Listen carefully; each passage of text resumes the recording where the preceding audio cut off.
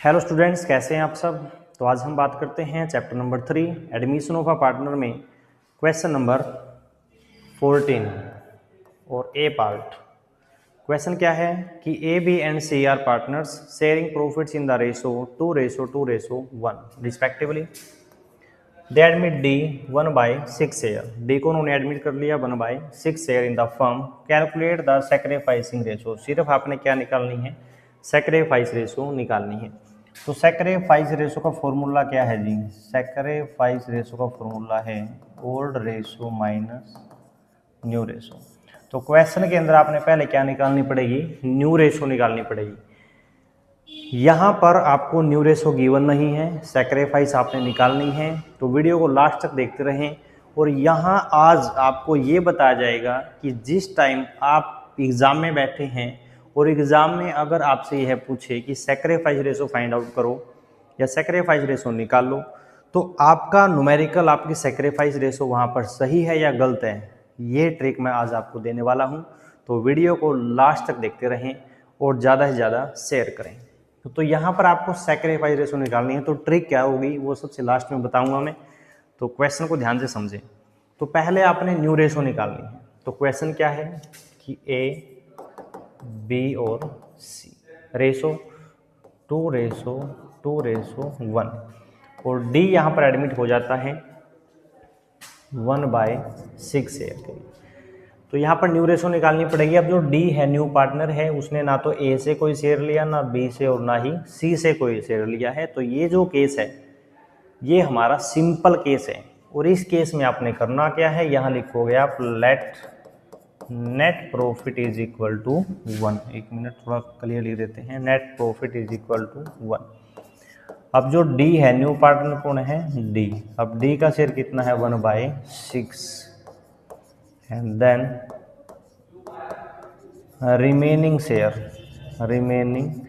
Share total कितना है? 1। इसमें से माइनस करेंगे डी का शेयर, तो यहाँ आ जाता है 5/6।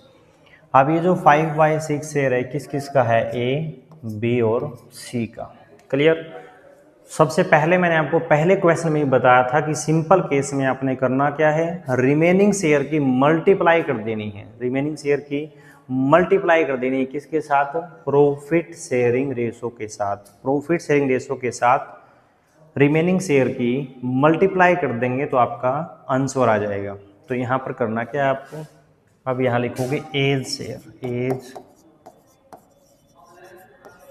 शेयर और दो, उसके बाद बीज शेयर, सी शेयर और डी शेयर। क्योंकि न्यू रेशो है ना बेटे, सभी की निकलेगी, चाहे वो ओल्ड पार्टनर है या वो न्यू पार्टनर है।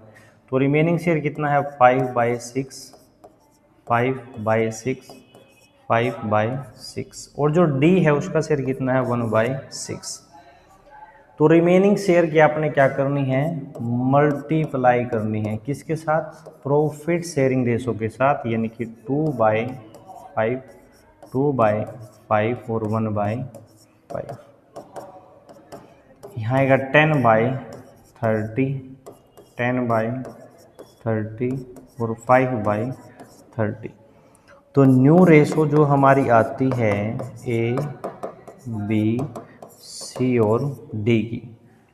न्यू शेयर आपने कितना निकाला यहाँ पर? ए का 10/30 और बी का निकाला आपने 10/30 और सी का आपने निकाला यहाँ पर 5/30 और डी का है 1/6। तो यहाँ पर एलसीएम लेंगे आप। जो एलसीएम आएगा यहाँ पर 30 एलसीएम आ जाता है। तो यहाँ पर रेशो हो जाती है 10, 5 और 6, 5 से 30, यहाँ पर कितना आएगा? 5। अब ये एक टेबल पर क्रॉस हो रहे हैं तो उनको क्रॉस करो। क्रॉस करने के बाद जो आएगा वो आंसर होगा। तो यहाँ पर आएगा 5 2 जा 10, 5 2 जा 10, 5 1 जा 5, 5 1 जा 5। ये आपकी क्या आ जाएगी? न्यू रेशो आ जाएगी। यहाँ न्यू रेशो तक मैंने आंसर लिखा है कि आपकी ये न्यू रेशो है।